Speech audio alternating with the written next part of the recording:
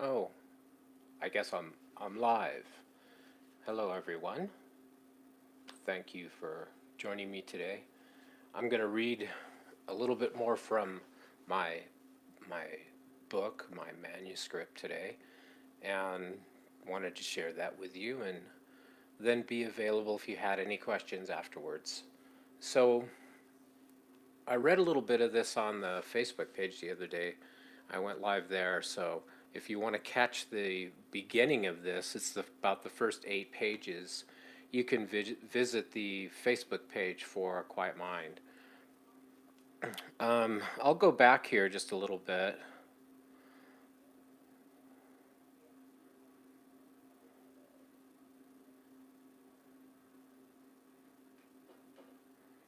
So we can get a little context here. Okay, this is pretty good. One day I reached a moment where I understood that thinking and worrying about our problems wasn't going to solve them. I decided to take a different approach and stop battling with my mind.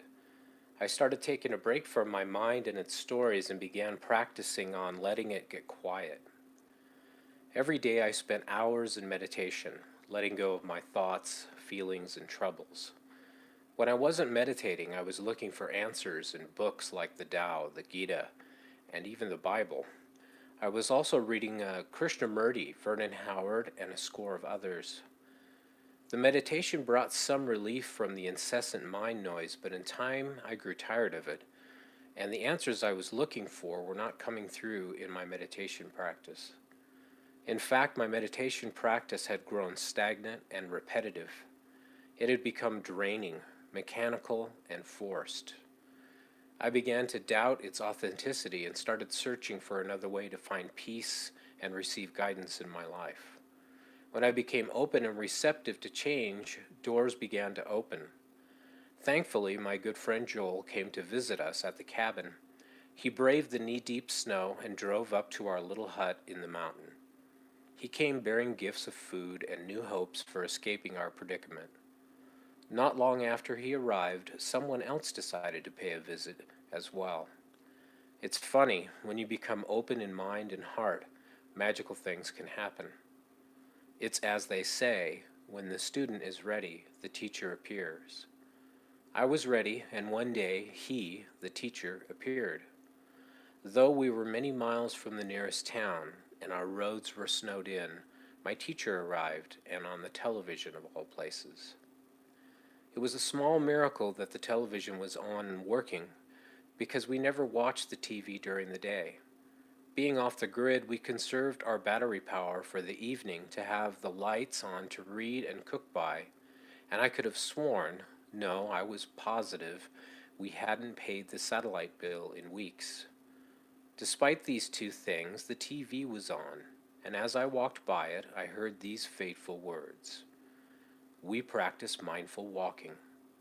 I stopped in my tracks and turned my head so fast that I cracked my neck.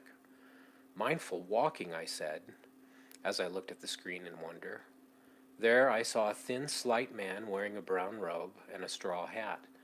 He was walking so slowly and methodically, it was almost painful to watch, but watch I did. There was a group of people following him from a distance, and they were all walking slowly and quietly.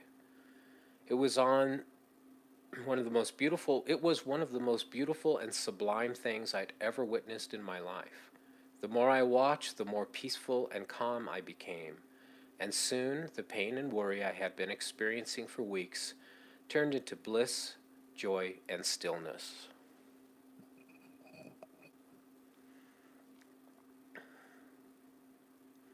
Just watching this little man walking along a path in a park brought me to a deep place of inner calm and well-being.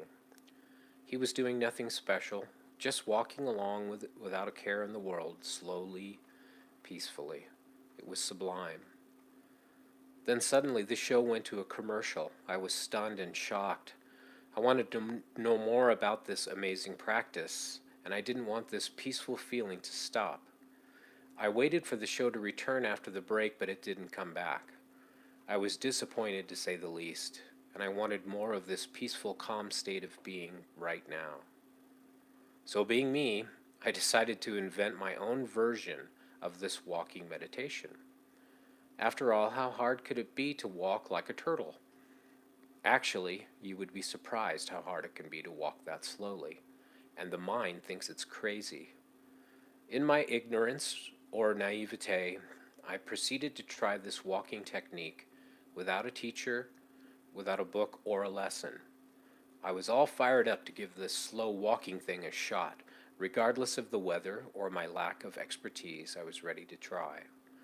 It was cold outside, and there were about 2 feet of snow on the ground, but this didn't stop me. I had a warm snowsuit, boots, mittens, a scarf, and hat to keep me warm. I stood by the front door and announced to Tanya that I was going out for a little walk. Tanya didn't even raise an eyebrow. She'd grown used to my little eccentricities and ways. I also called out to Arlo, who needed no snowsuit, mittens, or hat. Want to go for a walk, boy? He wagged his big fluffy tail and smiled up at me. I took that for a yes, and then braced myself for the cold blast as I opened the front door. Arlo shot out of the door like a bolt of lightning, flopped in the deep snow, and rolled around like a happy fish. He snapped to his feet with grace and style and shot off down the snow-filled path like a bolt of lightning. He blasted up the snow-covered road that was west of the house. It led to the mountains and a vast field of white. This was our spot to walk. Once I was outside on the road, I just made things up as I went along. The snow was quite deep as I shuffled along, slow as a turtle, trying to copy the movements of the little monk, Thich Nhat Hanh, I had seen on TV. One of the first things I noticed was that my boots made a wonderful crunching sound in the snow as I walked. I decided it would be a good idea to tune into that sound and listen closely to the crunch, crunch, crunch. I focused all my attention on the sounds of my slow and patient footsteps. Arlo bounced along up ahead and stopped and turned every once in a while to watch me.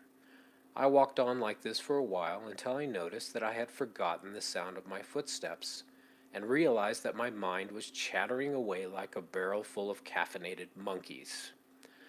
It was busily analyzing the absurdity of this activity and was saying things like, "This is ridiculous. What a silly thing to do. It's friggin' freezing out here. Let's go back inside where it's warm. I wonder how we'll pay the rent. You're a failure. You're stupid. You'll never get out of this mess. And this is your fault. We better ask for help or we'll be screwed. Oh, look, a squirrel." My mind was all over the place and it was driving me crazy. I needed to do something to shut it up. I wanted peace and quiet during my walk, not a crazy monkey mind. So I began to focus on my breathing, as I did in seated meditation. During my seated meditation sessions, I discovered that I could quiet my mind by repeating in with the in-breath and out with the out-breath. This focused my mind, filled in all the gaps with sound, thus allowing the incessant thoughts to subside and my mind to become calm and serene.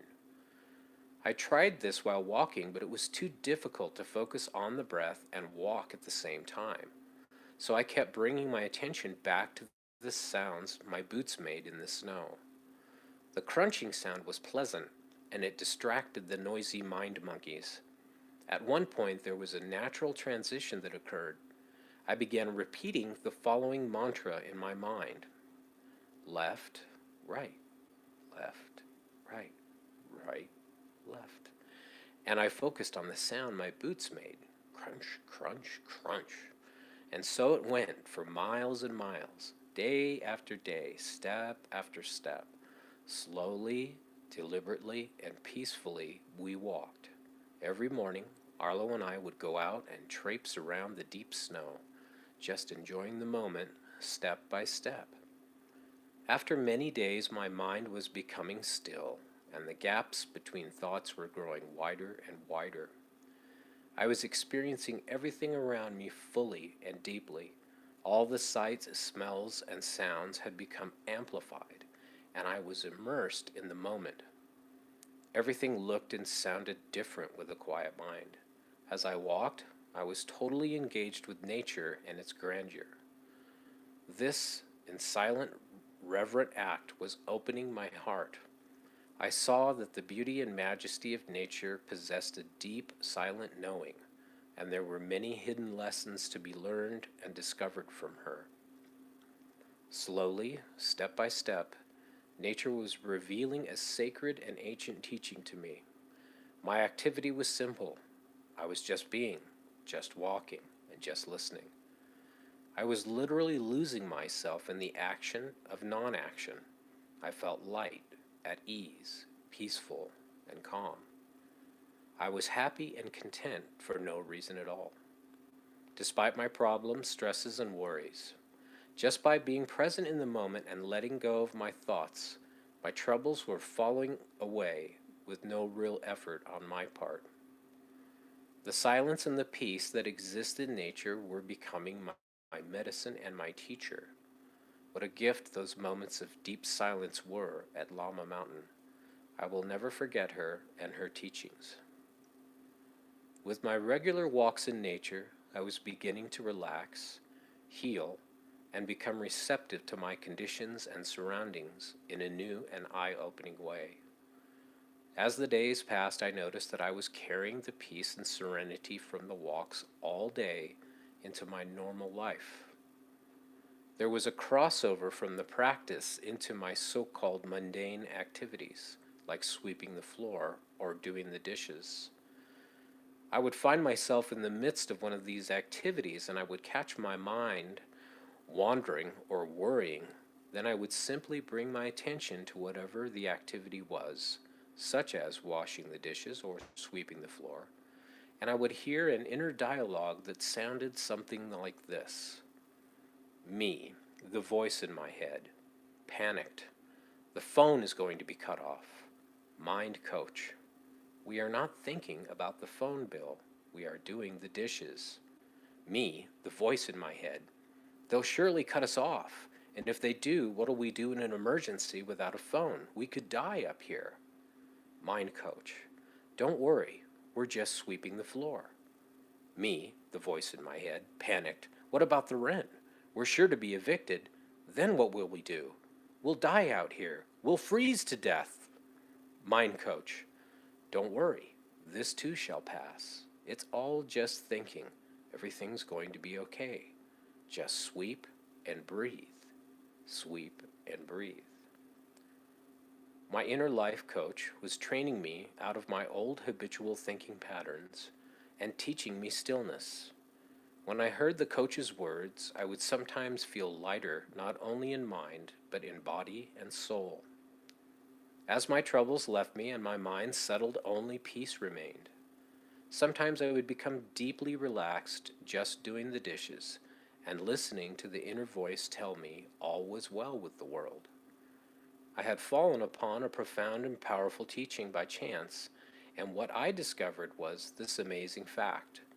Just by being mindful during so-called mundane activities, literally everything one does becomes a spiritual practice, and giving thoughts space allows for inner peace to arise from within. And here in the book, I have a picture. Probably won't show up well here. Try. This is the spot. More about that later, but that's my spot right there. After a time, Arlo and I developed a daily habit of mindfully walking in the snow-covered mountains. We loved our walks because they made us feel good and brought us peace and happiness. We were soon enamored of the new practice and jumped out of bed early every morning to go for our walks. By this time, I was quickly falling into a trance-like state almost immediately after I came out of the front door. When my boots hit the snow, I clicked into the practice like a machine. Today was no exception, and I hardly noticed Arlo as he shot down the drive and into the road. He turned right and barreled down the road toward the arroyo, snow flying up from his paws in a fine spray of white. I followed, but at a much slower pace.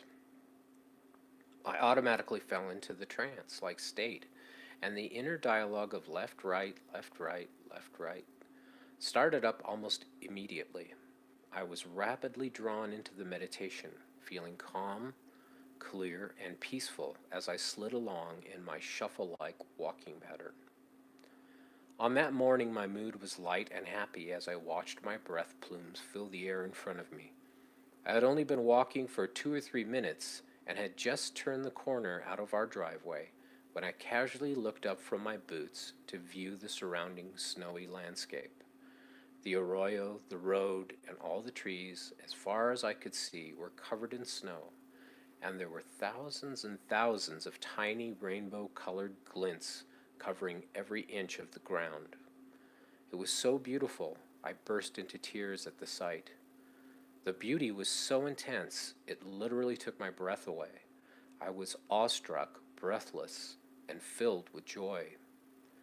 Then suddenly I was hit in the chest with a powerful blow. All the breath left my body in a terrific whoosh.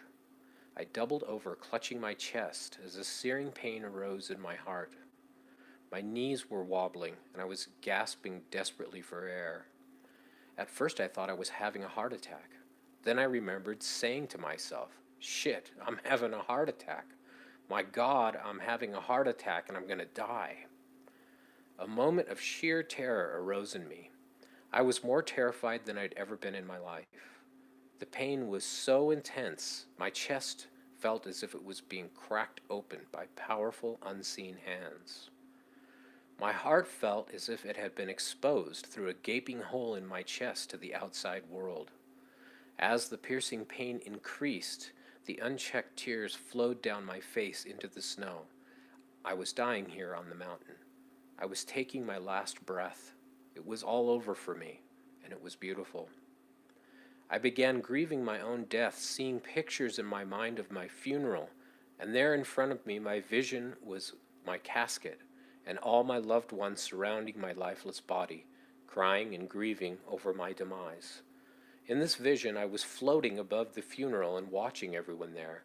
I was deeply feeling their pain, sadness, and grief over my death. Terror, sorrow, and sadness filled my being completely, and I cried and cried. I'd never felt such sorrow and pain before. I went into this powerful grief wholly and completely, and gave into the terror and fear of my own demise, and the grieving of my family and friends. As I surrendered and accepted my own death, all fear of death and dying left me. All the panic and doubt subsided and melded into the energy of love, joy, and bliss. I was free. The huge weight of life on my body had left me, and in an instant everything was illuminated, glowing, awake, aware, and pulsating light. Everything was pure white light, and everything I saw was alive, awake, and being held by loving awareness.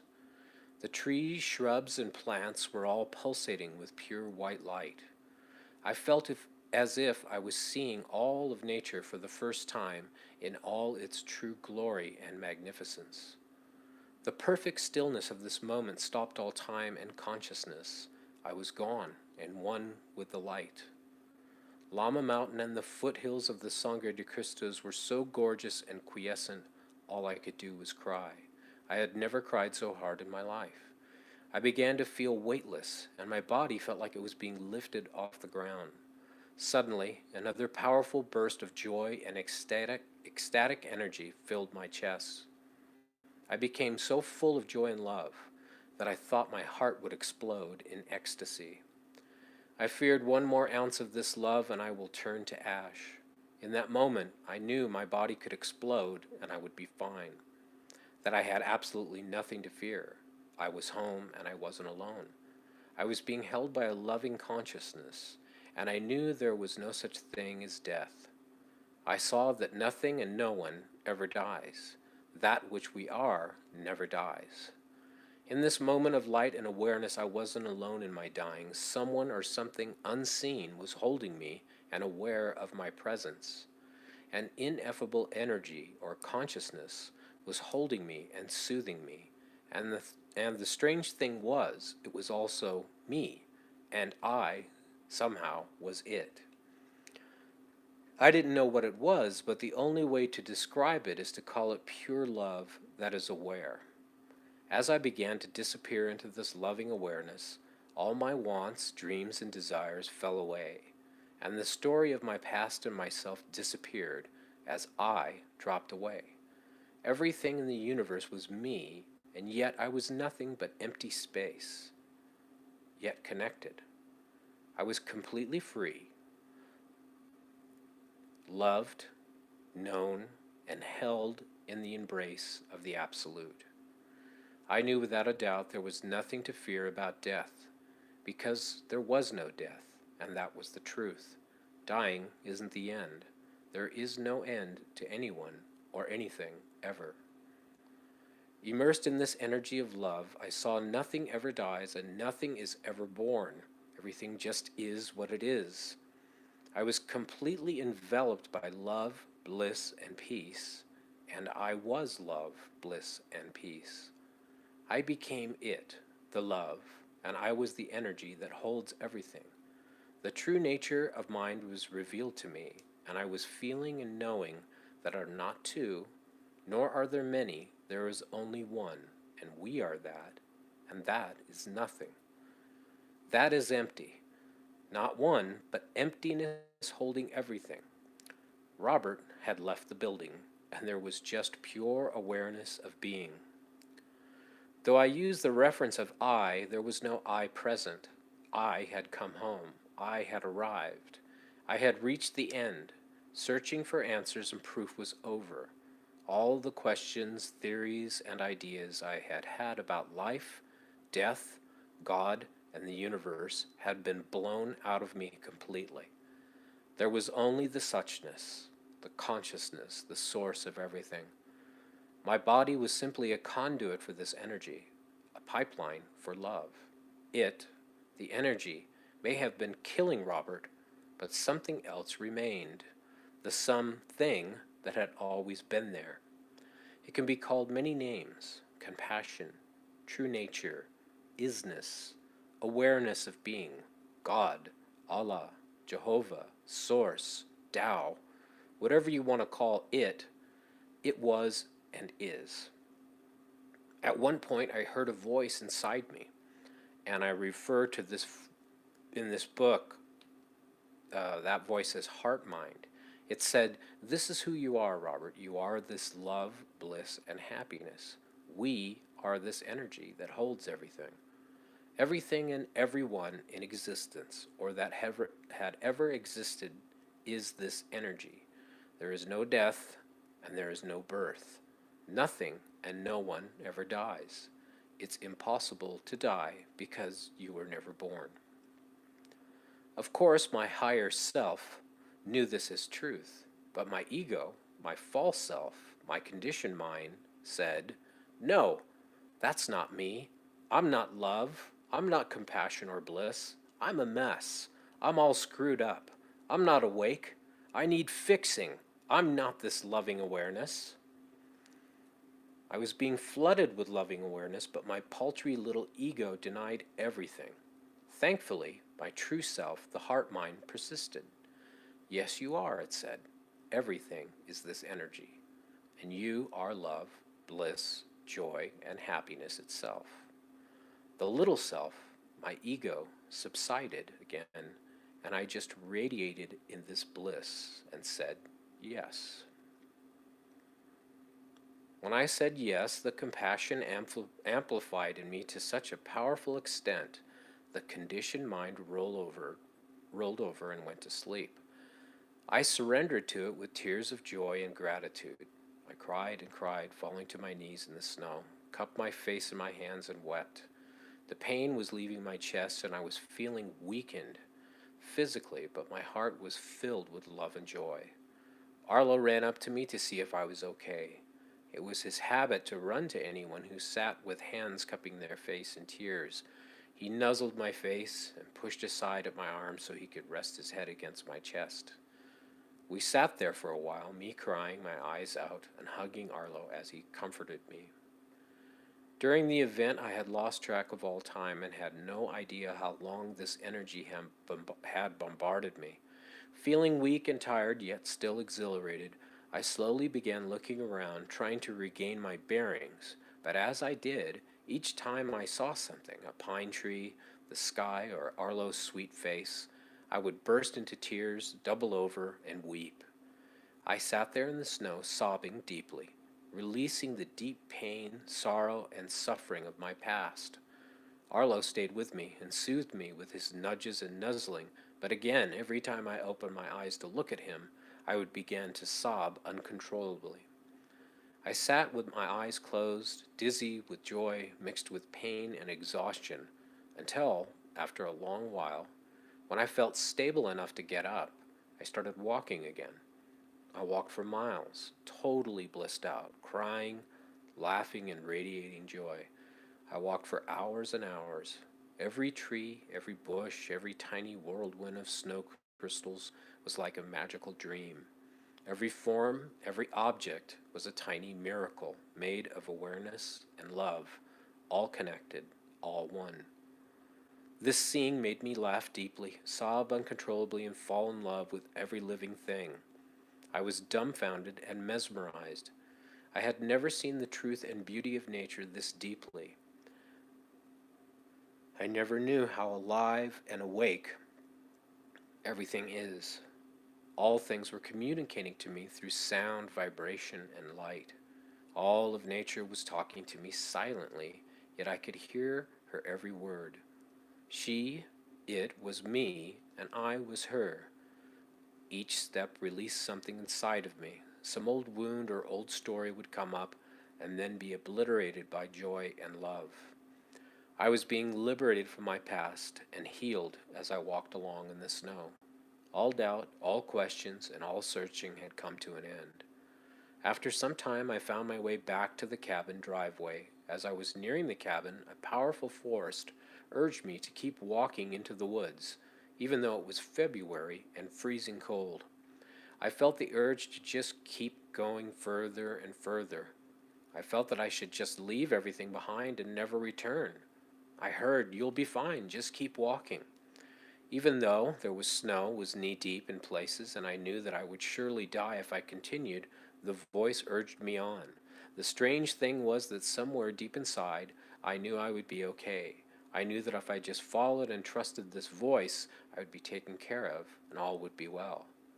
I wanted to follow with all my being, but I was torn between my love and dedication to my family and the intense pull of my heart.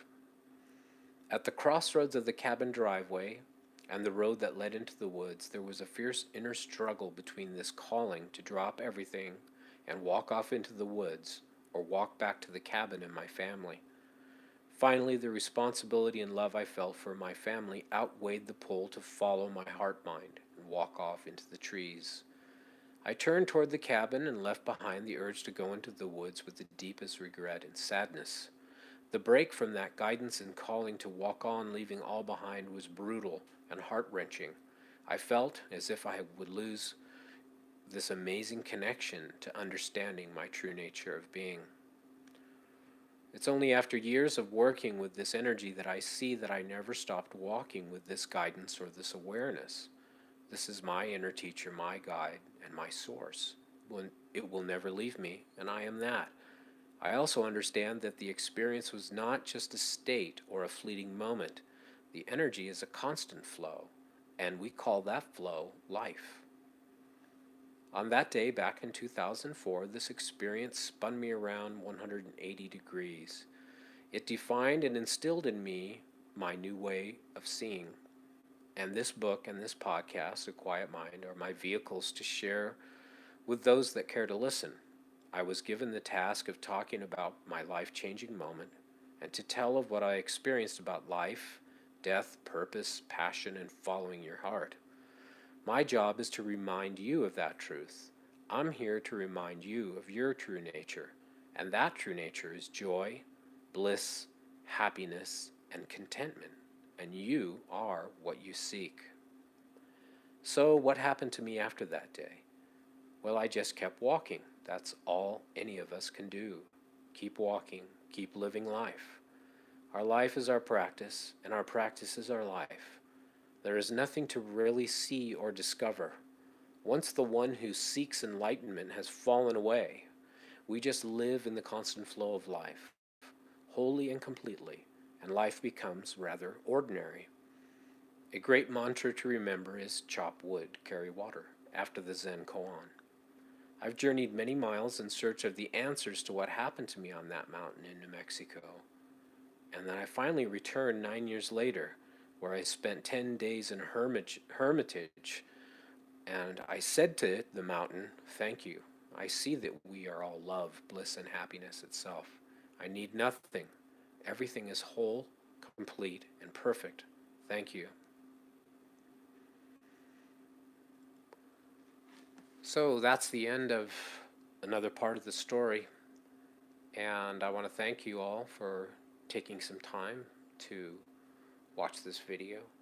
And I will continue the series throughout the next couple of months so we can get through the whole book. We're on page 18 of 196. So thanks a lot for watching. And if you want to contact me, please send me an email at aquietmind@gmail.com. See you soon. Thank you.